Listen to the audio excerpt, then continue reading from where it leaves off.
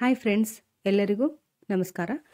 ಆರಾಧ್ಯ ಸ್ವಾದಿಷ್ಟ ಅಡುಗೆ and blog ಚಾನಲ್ಗೆ ಸ್ವಾಗತ. ನೀವೇನಾದರೂ ಹೊಸದಾಗಿ ನಮ್ಮ ಚಾನಲ್ನ ನೋಡ್ತಾ ಇದ್ದರೆ ಪ್ಲೀಸ್ ಸಬ್ಸ್ಕ್ರೈಬ್ ಮಾಡ್ಕೊಳ್ಳಿ. ಹಾಗೆ ಹೊಸ ರೆಸಿಪೀಸ್ಗಳಿಗೆ ಬೆಲ್ ಐಕನ್ನ ಕ್ಲಿಕ್ ಮಾಡ್ಕೊಳ್ಳಿ. ಹಾಗಿದ್ರೆ ಪಾವ್ ಭಾಜಿ ರೆಸಿಪಿನ ಯಾವ ರೀತಿಯಾಗಿ ಮಾಡೋದು ಅಂತ ನೋಡೋಣ. ಇದು ಎಲ್ರಿಗೂ ಇಷ್ಟವಾಗುವಂಥ ರೆಸಿಪಿ. ಮನೆಯಲ್ಲಿರೋ ಸಾಮಗ್ರಿಗಳಿಂದ ಅತಿ ಸುಲಭವಾಗಿ ಮತ್ತು ಬೇಗನೆ ಯಾವಾಗ ಬೇಕಾದರೂ ಮಾಡ್ಕೊಳ್ಳುವಂಥ ರೆಸಿಪಿ. ಈ ರೆಸಿಪಿನ ಯಾವ ರೀತಿಯಾಗಿ ಮಾಡೋದು ಅಂತ ಶುರು ಮಾಡೋಣ. ಈ ರೆಸಿಪಿನ ಸ್ಕಿಪ್ ಮಾಡದೆ ಪೂರ್ತಿಯಾಗಿ ನೋಡಿ. ಮೊದಲಿಗೆ ನಾನಿಲ್ಲಿ ಒಂದು ಪ್ರೆಷರ್ ಕುಕ್ಕರ್ನ ತಗೊಂಡಿದ್ದೀನಿ. ಅದಕ್ಕೆ 2 ಬೌಲ್ನಷ್ಟು ಆಲೂಗಡ್ಡೆನ ಸಿಪ್ಪೆ ತೆಗೆದುಬಿಟ್ಟು ಚಿಕ್ಕದಾಗಿ ಹೆಚ್ಕೊಂಡು ಹಾಕ್ಕೊಳ್ತಾ ಇದ್ದೀನಿ.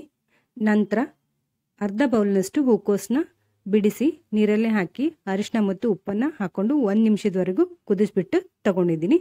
ನಂತರ 1 ಬೌಲ್ನಷ್ಟು ಕ್ಯಾರೆಟ್ನ ಹಾಕ್ಕೊಳ್ತಾ ಇದ್ದೀನಿ. 1 ಬೌಲ್ನಷ್ಟು ಕ್ಯಾಪ್ಸಿಕಮ್ನ ಹಾಕ್ಕೊಳ್ತಾ ಇದ್ದೀನಿ. ಜೊತೆಗೆ 1 ಬೌಲ್ನಷ್ಟು ಬೀನ್ಸ್ನ ಚಿಕ್ಕದಾಗಿ ಹೆಚ್ಚಿಬಿಟ್ಟು ಹಾಕ್ಕೊಳ್ತಾ ಇದ್ದೀನಿ.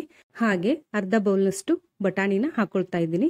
ಇನ್ನೂ ಅರ್ಧದಷ್ಟು ಒಗ್ಗರಣೆಗೆ ಹಾಕ್ಕೊಳ್ಳೋಣ.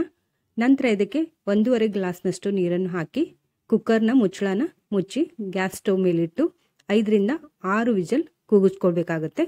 ಅಷ್ಟರಲ್ಲಿ ನಾವು ಒಗ್ಗರಣೆನ ಮಾಡ್ಕೊಳ್ಳೋಣ. ನಾನಿಲ್ಲಿ ಒಗ್ಗರಣೆ ಹಾಕ್ಕೊಳ್ಳೋದಕ್ಕೆ ಗ್ಯಾಸ್ ಸ್ಟವ್ನ ಆನ್ ಮಾಡಿಬಿಟ್ಟು ಒಂದು ಪಾತ್ರೆನ ಇಟ್ಕೊಂಡಿದ್ದೀನಿ. ಅದಕ್ಕೆ 2 ರಿಂದ 3 ಟೀ ಸ್ಪೂನಷ್ಟು ಎಣ್ಣೆನ ಹಾಕ್ಕೊಳ್ತಾ ಇದ್ದೀನಿ. ಜೊತೆಗೆ ಅರ್ಧ ಟೀ ಸ್ಪೂನಷ್ಟು ಬೆಣ್ಣೆನ ಹಾಕ್ಕೊಳ್ತಾ ಇದ್ದೀನಿ. ನಂತರ ಅರ್ಧ ಟೀ ಸ್ಪೂನಷ್ಟು ಜೀರಿಗೆನ ಹಾಕ್ಕೊಳ್ತಾ ಇದ್ದೀನಿ. ಇಲ್ಲಿ ನಾನು ಮನೆಯಲ್ಲೇ ಮಾಡ್ಕೊಂಡಿರುವಂಥ ಶುಂಠಿ ಬೆಳ್ಳುಳ್ಳಿ ಪೇಸ್ಟ್ನ ಹಾಕ್ಕೊಳ್ತಾ ಇದ್ದೀನಿ. ನೀವು ಸಹ ಮನೆಯಲ್ಲೇ ಮಾಡಿಕೊಂಡ್ರೆ ಚೆನ್ನಾಗಿರುತ್ತೆ. ಹೊರಗಡೆಯಿಂದ ತರೋದಕ್ಕೆ ಹೋಗಬೇಡಿ. ಅದರಲ್ಲಿ ಪ್ರಿಸರ್ವೇಟಿವ್ಗೋಸ್ಕರ ಕೆಮಿಕಲ್ನ ಮಿಕ್ಸ್ ಮಾಡಿರ್ತಾರೆ. ನಂತರ ಇಲ್ಲಿ ಚಿಕ್ಕದಾಗಿ ಹೆಚ್ಕೊಂಡಿರುವಂಥ ಈರುಳ್ಳಿನ ಅರ್ಧ ಬೌಲ್ನಷ್ಟು ನಾನು ಹಾಕ್ಕೊಳ್ತಾ ಇದ್ದೀನಿ. ಇದನ್ನು ನೀಟಾಗಿ ಫ್ರೈ ಮಾಡ್ಕೊಳ್ಬೇಕಾಗತ್ತೆ.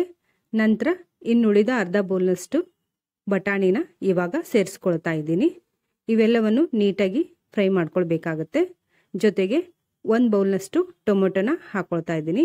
ಇಲ್ಲಿ ಟೊಮೊಟೊ ಹುಳಿಯಾಗಿದ್ದರೆ ಅರ್ಧ ಬೌಲ್ನಷ್ಟು ಹಾಕ್ಕೊಳ್ಳಿ, ಇಲ್ಲ ಅಂತಂದರೆ 1 ಬೌಲ್ನಷ್ಟು ಹಾಕ್ಕೊಳ್ಬೋದು. ನಂತರ ಈ ಒಗ್ಗರಣೆನ ಲೋ ಫ್ಲೇಮಲ್ಲಿ ಬೇಯಿಸ್ಕೊಳ್ಬೇಕಾಗುತ್ತೆ. ಈ ಕಡೆ ವೆಜಿಟೇಬಲ್ ಕೂಡ ಬೆಂದಾಗಿದೆ. ಬೆಂದಾಗಿರುವ ವೆಜಿಟೇಬಲ್ನ ಸ್ಮ್ಯಾಶರ್ ಸಹಾಯದಿಂದ ಸ್ಮ್ಯಾಶ್ ಮಾಡ್ಕೊಳ್ಬೇಕಾಗತ್ತೆ. ನೋಡ್ಬೋದು, ಎಲ್ಲ ವೆಜಿಟೇಬಲ್ ಕೂಡ ನೀಟಾಗಿ ಬೆಂದಾಗಿದೆ. ನಂತರ ಈ ಮಿಶ್ರಣವನ್ನು ಒಗ್ಗರಣೆಗೆ ಹಾಕೊಳ್ಳೋಣ. ಇವಾಗ ಅದಕ್ಕಿಂತ ಮುಂಚಿತವಾಗಿ ಒಗ್ಗರಣೆನ ನೋಡ್ಕೊಳ್ಳೋಣ.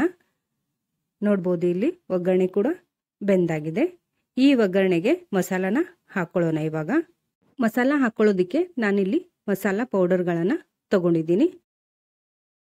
ಇಲ್ಲಿ ಅರ್ಧ ಟೀ ಸ್ಪೂನಷ್ಟು ಜೀರಾ ಪೌಡರ್, 1/4 ಟೀ ಸ್ಪೂನಷ್ಟು ಅರಿಶಿನ ಪೌಡರ್, 1/4 ಟೀ ಸ್ಪೂನಷ್ಟು ಗರಂ ಮಸಾಲ, 1 ಟೀ ಸ್ಪೂನಷ್ಟು ಚಿಲ್ಲಿ ಪೌಡರ್, 1/4 ಟೀ ಸ್ಪೂನಷ್ಟು ಇಂಗು, ಹಾಗೆ ದೊಡ್ಡ ಟೀ ಸ್ಪೂನಿಂದ 2 ಟೀ ಸ್ಪೂನಷ್ಟು ಪಾವ್ ಭಾಜಿ ಮಸಾಲಾನ ತಗೊಂಡಿದ್ದೀನಿ.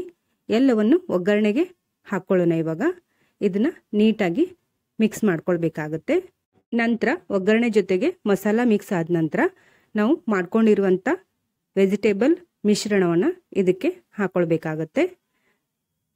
ಇದೆಲ್ಲವೂ ಒಗ್ಗರಣೆ ಜೊತೆಗೆ ಇನ್ನೊಮ್ಮೆ ಕೈ ಆಡಿಸ್ಕೊಳ್ಬೇಕಾಗತ್ತೆ. ನಾವು ಇಲ್ಲಿ ನೀಟಾಗಿ ಕೈ ಆಡಿಸ್ಕೊಳ್ಳೋಣ. ಇವಾಗ ಈ ರೆಸಿಪಿ ಮಕ್ಕಳಿಗಂತೂ ತುಂಬ ಇಷ್ಟ ಆಗುತ್ತೆ.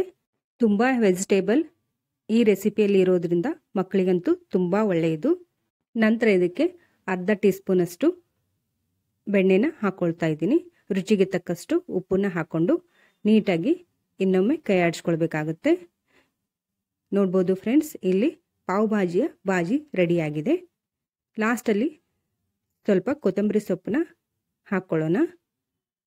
ನಂತರ ಇದರ ಮುಚ್ಚಳನ ಮುಚ್ಚಿಟ್ಬಿಟ್ಟು ಲೋ ಫ್ಲೇಮಲ್ಲಿ ಒಂದು ಅರ್ಧ ನಿಮಿಷದವರೆಗೂ ಬೇಯಿಸ್ಕೊಂಡ್ರೆ ಸಾಕಾಗುತ್ತೆ. ನಾನಿಲ್ಲಿ ಇನ್ನೊಂದು ಗ್ಯಾಸ್ ಸ್ಟವ್ ಮೇಲೆ ತವಾನ ಕಾಯೋದಕ್ಕೆ ಇಟ್ಕೊಂಡಿದ್ದೀನಿ. ನಂತರ ಅದಕ್ಕೆ ಒಂದು ಅರ್ಧ ಟೀ ಸ್ಪೂನಷ್ಟು ಎಣ್ಣೆ, ಒಂದು ಅರ್ಧ ಟೀ ಸ್ಪೂನಷ್ಟು ಬೆಣ್ಣೆನ ಹಾಕ್ಕೊಳ್ತಾ ಇದ್ದೀನಿ. ಇದು ಪಾವ್ನ ಫ್ರೈ ಮಾಡ್ಕೊಳ್ಳೋದಕ್ಕೆ. ನಂತರ ಒಂದು ಚಿಟಿಗೆ ಪಾವ್ ಭಾಜಿ ಮಸಾಲಾನ ಹಾಕ್ಕೊಳ್ತಾ ಇದ್ದೀನಿ. ಅದಕ್ಕೆ ಸ್ವಲ್ಪ ಕೊತ್ತಂಬರಿ ಸೊಪ್ಪನ್ನ ಹಾಕಿಬಿಟ್ಟು ಮಿಕ್ಸ್ ಮಾಡ್ಕೊಳ್ಳೋಣ. ನಂತರ ಇದಕ್ಕೆ ಪಾವ್ನ ಹಾಕಿಬಿಟ್ಟು ಫ್ರೈ ಮಾಡ್ಕೊಳ್ಳೋಣ. ಹಾಗೆ ತಿನ್ನೋದಕ್ಕಿಂತ ಪಾವ್ನ ಫ್ರೈ ಮಾಡ್ಕೊಂಡು ತಿಂದರೆ ಇನ್ನೂ ಪಾವ್ ಭಾಜಿ ಟೇಸ್ಟ್ ಆಗಿರುತ್ತೆ. ಇಲ್ಲಿ ನೋಡ್ಬೋದು ಪಾವ್ ಕೂಡ ಫ್ರೈ ಆಗಿದೆ. ಈಗ ಸರ್ವಿಂಗ್ ಪ್ಲೇಟಲ್ಲಿ ಸರ್ವ್ ಮಾಡ್ಕೊಳ್ಳೋಣ. ನೋಡಿದ್ರಲ್ಲ ಫ್ರೆಂಡ್ಸ್, ಪಾವ್ ಭಾಜಿನ ಯಾವ ರೀತಿಯಾಗಿ ಸುಲಭವಾಗಿ ಮನೆಯಲ್ಲೇ ಮಾಡೋದು ಅಂತ. ಖಂಡಿತವಾಗ್ಲೂ ಈ ರೆಸಿಪಿ ನಿಮಗೆ ಇಷ್ಟ ಆಗಿದೆ ಅಂತ ನಾನು ಭಾವಿಸ್ತೀನಿ. ಈ ರೆಸಿಪಿ ನಿಮಗೆ ಇಷ್ಟ ಆಗಿದ್ರೆ ಲೈಕ್, ಶೇರ್, ಕಾಮೆಂಟ್ ಮಾಡಿ. ಸಬ್ಸ್ಕ್ರೈಬ್ ಆಗೋದನ್ನು ಮಾತ್ರ ಮರಿಬೇಡಿ. ಹಾಗೆ ಹೊಸ ರೆಸಿಪೀಸ್ಗಳಿಗೆ ಆಲ್ ಎಂಬ ಬಟನ್ನ ಕ್ಲಿಕ್ ಮಾಡಿ. ಧನ್ಯವಾದಗಳು.